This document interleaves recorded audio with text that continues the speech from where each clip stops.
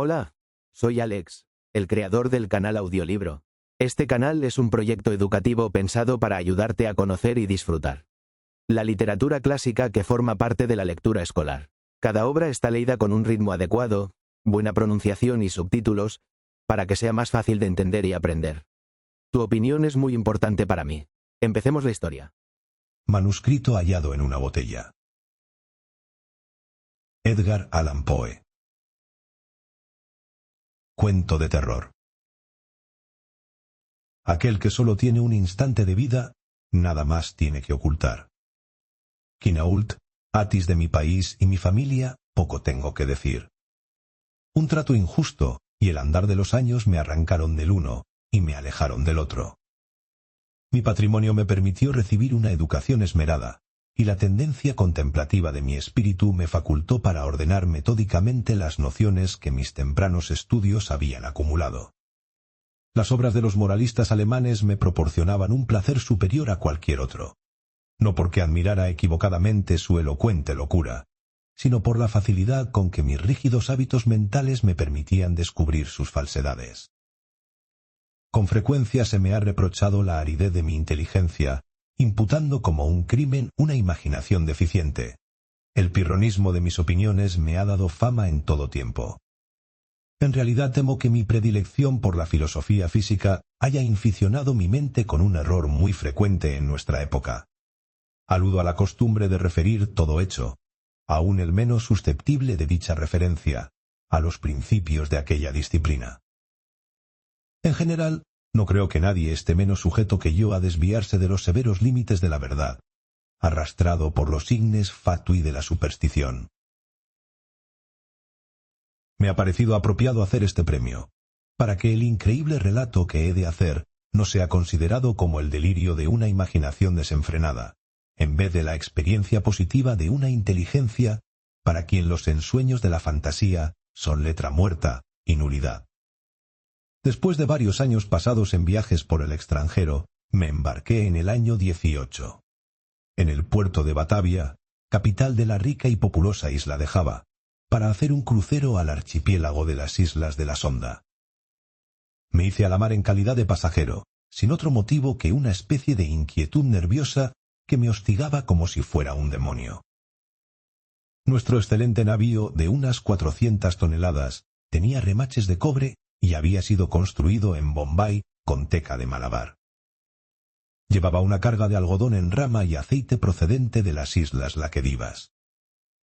También teníamos a bordo bonote, melaza, aceite de manteca, cocos y algunos cajones de opio. El arrumaje había sido mal hecho, y por lo tanto el barco escoraba. Iniciamos el viaje con muy poco viento a favor, y durante varios días permanecimos a lo largo de la costa oriental javanesa, sin otro incidente para amenguar la monotonía de nuestro derrotero que el encuentro ocasional con alguno de los pequeños grabs del archipiélago al cual nos encaminamos. Una tarde, mientras me hallaba apoyado en el coronamiento, observé hacia el noroeste una nube aislada de extraño aspecto. Era notable tanto por su color como por ser la primera que veíamos desde nuestra partida de Batavia. La observé continuamente hasta la puesta del sol, en que comenzó a expandirse rápidamente hacia el este y el oeste, cerniendo el horizonte con una angosta faja de vapor y dando la impresión de una dilatada playa baja. Pronto mi atención se vio requerida por la coloración rojo oscuro que presentaba la luna y la extraña apariencia del mar. Operábase en este una rápida transformación, y el agua parecía más transparente que de costumbre.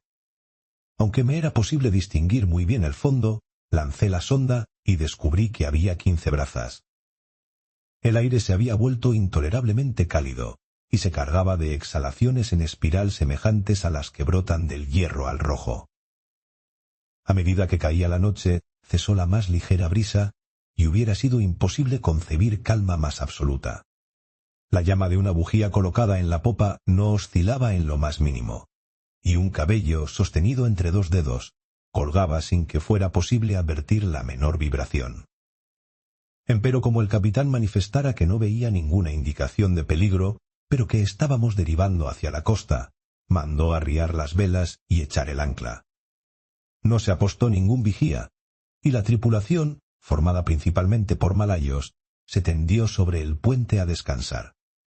En cuanto a mí, bajé a la cámara, apremiado por un penoso presentimiento de desgracia. Todas las apariencias me hacían ver la inminencia de un huracán. Transmití mis temores al capitán, pero no prestó atención a mis palabras y se marchó sin haberse dignado contestarme. Mi inquietud, sin embargo, no me dejaba dormir, y hacia medianoche subí a cubierta. Cuando apoyaba el pie en el último peldaño de la escala de toldilla, me sorprendió un fuerte rumor semejante al zumbido que podría producir una rueda de molino girando rápidamente, y antes de que pudiera asegurarme de su significado, sentí que el barco vibraba. Un instante después un mar de espuma nos caía de través, y pasando sobre el puente, barría la cubierta de proa a popa. La excesiva violencia de la ráfaga significó en gran medida la salvación del navío. Aunque totalmente sumergido, como todos sus mástiles habían volado por la borda, surgió lentamente a la superficie al cabo de un minuto, y vacilando unos instantes bajo la terrible presión de la tempestad, acabó por enderezarse. Imposible me podría decir por qué milagro escapé a la destrucción. Aturdido por el choque del agua, volvía en mí para encontrarme encajado entre el codaste y el gobernalle. Me puse de pie con gran dificultad, y mirando en torno presa de vértigo, se me ocurrió que habíamos chocado contra los arrecifes. Tan terrible e inimaginable era el remolino que formaban las montañas de agua y espuma en que estábamos sumidos. Un momento después oí la voz de un viejo sueco que se había embarcado con nosotros en el momento en que el buque se hundía en el mar. Lo llamé con todas mis fuerzas y vino tambaleándose. No tardamos en descubrir que éramos los únicos supervivientes de la catástrofe. Todo lo que se hallaba en el puente había sido barrido por las olas. El capitán y los oficiales debían haber muerto mientras dormían, ya que los camarotes estaban completamente inundados. Sin ayuda, poco era lo que podíamos hacer, y nos sentimos paralizados por la idea de que no tardaríamos en zozobrar. Como se suponía, el cable del ancla se había roto como un bramante al primer embate del huracán, ya que de no ser así, nos habríamos hundido en un instante. Corríamos a espantosa velocidad, y las olas rompían sobre cubierta. El maderamen de popa estaba muy destrozado, y todo el navío presentaba gravísimas averías. Empero vimos con alborozo que las bombas no se habían atascado, y que el lastre no parecía haberse desplazado. Ya la primera furia de la ráfaga estaba amainando, y no corríamos mucho peligro por causa del viento. Pero nos aterraba la idea de que cesara completamente, sabedores de que naufragaremos en el agitado oleaje que seguiría de inmediato. Este legítimo temor no se vio, sin embargo, verificado. Durante 5 días y 5 noches, durante los cuales nos alimentamos con una pequeña cantidad de melaza de azúcar, trabajosamente obtenida en el castillo de proa. El desmelenado navío corrió a una velocidad que desafiaba toda medida, impulsado por sucesivas ráfagas que, sin igualar la violencia de la primera, eran sin embargo más aterradoras que cualquier otra tempestad que hubiera visto antes. Con pequeñas variantes navegamos durante los primeros 4 días hacia el sur-sudeste, y debimos de pasar cerca de la costa de Nueva Holanda. Al 5.º día el tiempo se puso muy frío, aunque el viento había girado un punto hacia el norte. El sol se alzó con una coloración amarillenta y enfermiza y remontó unos pocos grados sobre el horizonte, sin irradiar una luz intensa. No se veían nubes y, sin embargo, el viento arreciaba más y más, soplando con furiosas ráfagas irregulares. Hacia mediodía, hasta donde podíamos calcular la hora, el sol nos llamó de nuevo la atención. No daba luz que mereciera propiamente tal nombre, sino un resplandor apagado y lúgubre, sin reflejos, como si todos sus rayos estuvieran polarizados. Poco antes de hundirse en el henchido mar, su fuego central se extinguió bruscamente, como si un poder inexplicable acabara de apagarlo. Solo quedó un aro pálido y plateado, sumergiéndose en el insondable mar. Esperamos en vano la llegada del 6.º día. Para mí ese día no ha llegado. Y para el sueco no llegó jamás. Desde aquel momento quedamos envueltos en profundas tinieblas, al punto que no hubiéramos podido ver nada a 20 pasos del barco. La noche eterna continuó rodeándonos, ni siquiera menguada por esa brillantez fosfórica del mar a la cual nos habíamos habituado en los trópicos. Observamos además que, si bien la tempestad continuaba con inflexible violencia, no se observaba ya el oleaje espumoso que nos envolvía antes. Alrededor de nosotros todo era horror, profunda oscuridad y un negro desierto de ébano. El espanto supersticioso ganaba poco a poco el espíritu del viejo sueco, y mi alma estaba envuelta en silencioso asombro. Descuidamos toda atención del barco, por considerarla ociosa, y nos aseguramos lo mejor posible en el tocón del palo de mesana, mirando amargamente hacia el inmenso océano. No teníamos manera de calcular el tiempo, y era imposible deducir nuestra posición. Advertimos, sin embargo, que llevábamos navegando hacia el sur una distancia mayor que la recorrida por cualquier navegante, y mucho nos asombró no encontrar los habituales obstáculos de hielo. Entretanto, cada minuto amenazaba con ser el último de nuestras vidas, y olas grandes como montañas se precipitaron para aniquilarnos. El oleaje sobrepasaba todo lo que yo había creído. Solo por milagro no zozobramos a cada instante. Mi compañero aludió a la ligereza de nuestro cargamento, recordando las excelentes cualidades del barco. Yo no podía dejar de sentir la total inutilidad de la esperanza, y me preparaba tristemente a una muerte que, en mi opinión, no podía ya demorarse más de 1 hora, puesto que a cada nudo que recorremos el oleaje de aquel horrendo mar tenebroso se volvía más y más violento. Por momentos jadeamos en procura de aire, montados a una altura superior a la del albatros, y en otros nos mareaba la velocidad del descenso a un infierno líquido, donde el aire parecía estancado y ningún sonido turbaba el sueño del kraken. Nos hallábamos en la profundidad de uno de esos abismos, cuando un súbito clamor de mi compañero se alzó horriblemente en la noche. «Mire, mire», me gritaba al oído. «Dios Todopoderoso, mire, mire». Mientras hablaba, advertí un apagado resplandor rojizo que corría por los lados del enorme abismo donde nos habíamos hundido, arrojando una incierta lumbre sobre nuestra cubierta. Alzando los ojos, contemplé un espectáculo que me heló la sangre. A una espantosa elevación, inmediatamente por encima de nosotros, y al borde mismo de aquel precipicio líquido, se cernía un gigantesco navío, de quizá 4000 toneladas. Aunque en la cresta de una ola tan enorme que lo sobrepasaba 100 veces en altura, sus medidas excedían las de cualquier barco de línea o de la Compañía de Indias Orientales. Su enorme casco era de un negro profundo y opaco, y no tenía ninguno de los mascarones o adornos propios de un navío. Por las abiertas portañolas asomaba una sola hilera de cañones de bronce, cuya reluciente superficie reflejaban las luces de innumerables linternas de combate balanceándose en las jarcias. Pero lo que más me llenó de horror y estupefacción fue ver que el barco tenía todas las velas desplegadas en medio de aquel huracán ingobernable y aquel mar sobrenatural. Cuando lo vimos por primera vez, solo se distinguía su proa, mientras lentamente se alzaba sobre el tenebroso y horrible golfo de donde venía. Durante un segundo de inconcebible espanto se mantuvo inmóvil sobre el vertiginoso pináculo, como si estuviera contemplando su propia sublimidad. Luego tembló, vaciló, y lo vimos precipitarse sobre nosotros. No sé qué repentino dominio de mí mismo ganó mi espíritu en aquel instante. Retrocediendo todo lo posible, esperé sin temor la catástrofe que iba a aniquilarnos. Nuestro barco había renunciado ya a luchar y se estaba hundiendo de proa. El choque de la masa descendente lo alcanzó, pues en su estructura ya medio sumergida, y como resultado inevitable, me lanzó con violencia irresistible sobre el cordaje del nuevo buque.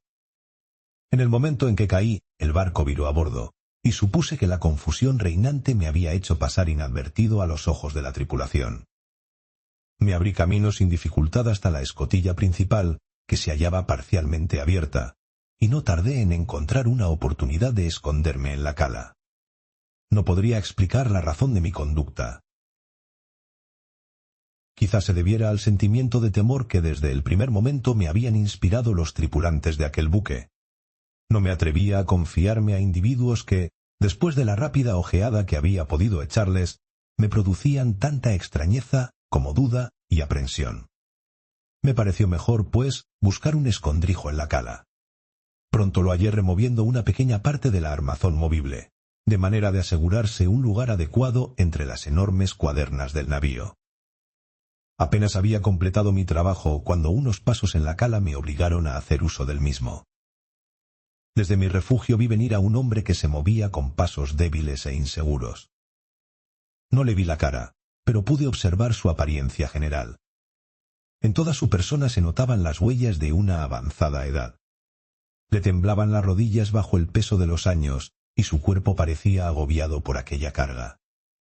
Hablaba consigo mismo, murmurando en voz baja y entrecortada unas palabras de un idioma que no podía comprender, y anduvo tanteando en un rincón entre una pila de singulares instrumentos y viejas cartas de navegación. En su actitud había una extraña mezcla del mal humor de la segunda infancia con la solemne dignidad de un dios. Por fin volvió a subir al puente y no lo vi más. Un sentimiento para el cual no encuentro nombre se ha posesionado de mi alma. Es una sensación que no admite análisis, frente a la cual las lecciones de tiempos pasados no me sirven, y cuya clave me temo que no me será dada por el futuro. Para una mente constituida como la mía, esta última consideración es un tormento. Sé que nunca llegaré a conocer la naturaleza de mis concepciones. Y sin embargo no es de asombrarse que esas concepciones sean indefinidas, puesto que se originan en fuentes tan extraordinariamente nuevas. Un nuevo sentido, una nueva entidad se incorpora a mi alma. Hace ya mucho que subí por primera vez al puente de este terrible navío, y pienso que los rayos de mi destino se están concentrando en un foco. Hombres incomprensibles, envueltos en meditaciones cuya especie no alcanzo a adivinar, pasan a mi lado sin reparar en mí. Ocultarme es una completa locura, pues esa gente no quiere ver.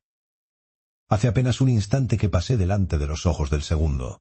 No hace mucho que me aventuré en el camarote privado del capitán, y tomé de allí los materiales con que escribo esto y lo que antecede. De tiempo en tiempo seguiré redactando este diario. Cierto que puedo no encontrar oportunidad de darlo a conocer al mundo, pero no dejaré de intentarlo. En el último momento encerraré el manuscrito en una botella y lo arrojaré al mar. Un incidente ocurrido me ha dado nuevos motivos de meditación. Ocurren estas cosas por la operación de un azar ingobernado. Había subido a cubierta y estaba tendido, sin llamar la atención, en una pila de frenillos y viejas velas depositadas en el fondo de un bote. Mientras pensaba en la singularidad de mi destino, iba pintarrajeando inadvertidamente con un pincel lleno de brea los bordes de un ala de trinquete que aparecía cuidadosamente doblada sobre un barril a mi lado. La vela está ahora tendida y los toques irreflexivos del pincel se despliegan formando la palabra descubrimiento. En este último tiempo he hecho muchas observaciones sobre la estructura del navío. Aunque bien armado, no me parece que se trate de un barco de guerra. Sus jarcias, construcción y equipo contradicen una suposición semejante. Puedo percibir fácilmente lo que el barco no es. Me temo que no puedo decir lo que es. No sé cómo, pero al escrutar su extraño modelo y su tipo de mástiles, su enorme tamaño y su extraordinario velamen, su proa severamente sencilla y su anticuada popa. Por momentos cruza por mi mente una sensación de cosas familiares, y con esa imprecisa sombra de recuerdo se mezcla siempre una inexplicable remembranza de antiguas crónicas extranjeras y de edades remotas. Estuve mirando el maderamen del navío. Está construido con un material que desconozco. Hay en la madera algo extraño que me da la impresión de que no se aplica al propósito a que ha sido destinada. Aludo a su extrema porosidad, que no tiene nada que ver con los daños causados por los gusanos, lo cual es consecuencia de la navegación en estos mares, y con la podredumbre resultante de su edad. Parecerá quizá que esta observación es excesivamente curiosa, pero dicha madera tendría todas las características del roble español, si el roble español fuera dilatado por medios artificiales. Al leer la frase que antecede viene a mi recuerdo un extraño dicho de un viejo lobo de mar holandés. Tan seguro es, afirmaba siempre que alguien ponía en duda su veracidad, como que hay un mar donde los barcos crecen como el cuerpo viviente de un marino. Hace unas horas me mostré lo bastante osado como para mezclarme con un grupo de tripulantes. No prestaron la menor atención, y aunque me hallaba en medio de ellos, no dieron ninguna señal de haber reparado en mi presencia. Al igual que el primero que había visto en la cala, todos mostraban señales de una avanzada edad. Sus rodillas achacosas temblaban, sus hombros se doblaban de decrepitud, su piel arrugada temblaba bajo el viento. Hablaban con voces bajas, trémulas, quebradas. En sus ojos brillaba el humor de la vejez, y sus grises cabellos se agitaban terriblemente en la tempestad. Alrededor, en toda la cubierta, yacían esparcidos instrumentos matemáticos de la más extraña y anticuada construcción. Mencioné hace algún tiempo que un ala del trinquete había sido izada. Desde ese momento, arrebatado por el viento, el navío ha seguido su aterradora carrera hacia el sur, con todo el trapo desplegado desde la punta de los mástiles hasta los botalones inferiores, hundiendo a cada momento los penoles de las vergas del Juanete en el mas. Espantoso infierno de agua que imaginación humana alcance a concebir. Acabo de abandonar el puente, donde me es imposible mantenerse de pie, aunque la tripulación no parece experimentar inconveniente alguno. Para mí es un milagro de milagros que nuestra enorme masa no sea tragada de una vez y para siempre. Seguramente estamos destinados a rondar continuamente al borde de la eternidad, sin precipitamos por fin en el abismo. Pasamos a través de olas 1000 veces más gigantescas que las que he visto jamás, con la facilidad de una gaviota. Las colosales aguas alzan sus cabezas sobre nosotros como demonios de la profundidad. Pero son demonios limitados a simples amenazas, y a quienes se les ha prohibido destruir. Me siento inclinado a atribuir esta continua sobrevivencia a la única causa natural que puede explicar semejante efecto. Supongo que el barco está sometido a la influencia de alguna poderosa corriente, o de una impetuosa resaca. He visto al capitán cara a cara, en su propia cabina, pero como lo suponía, no prestó la menor atención. Aunque para un observador casual, nada hay en su apariencia que pueda parecer por encima o por debajo de lo humano, un sentimiento de incontenible reverencia y temor se mezcló al asombro con que lo contemplaba. Tiene casi mi estatura, es decir, 5 pies 8 pulgadas. Su cuerpo es proporcionado y sólido, sin ser especialmente robusto ni destacarse en nada.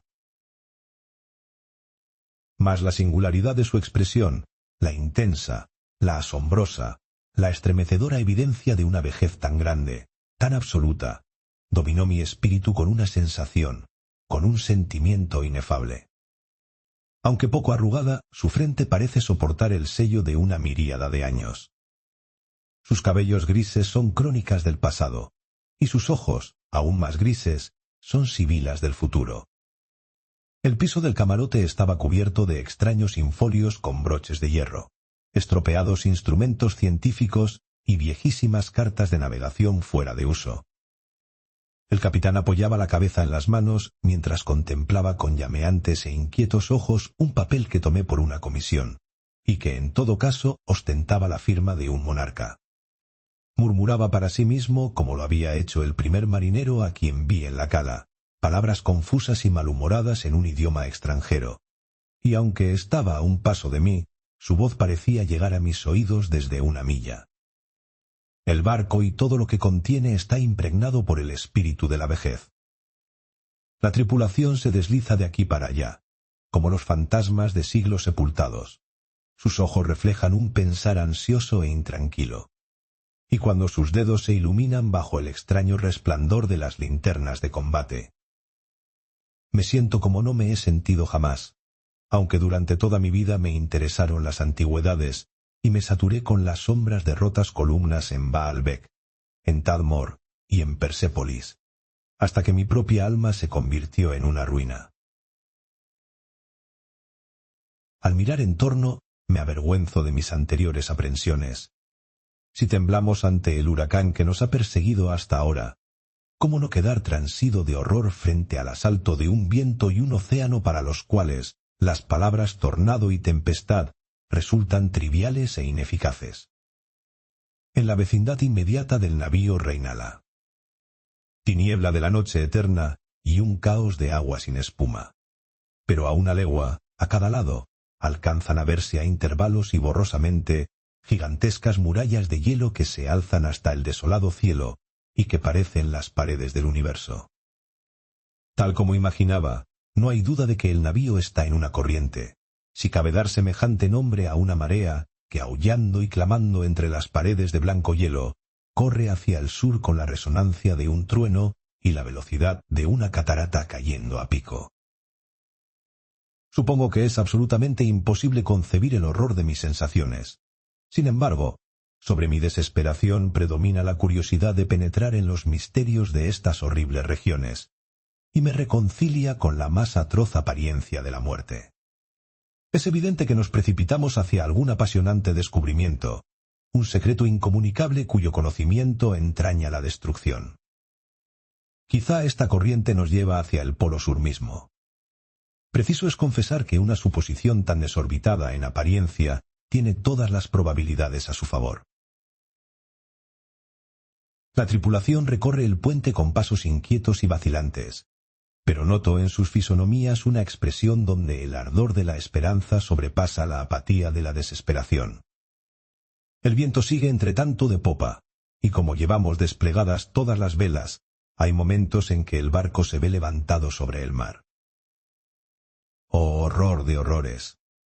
El hielo acaba de abrirse a la derecha y a la izquierda, y estamos girando vertiginosamente, en inmensos círculos concéntricos, bordeando un gigantesco anfiteatro, cuyas paredes se pierden hacia arriba en la oscuridad y la distancia.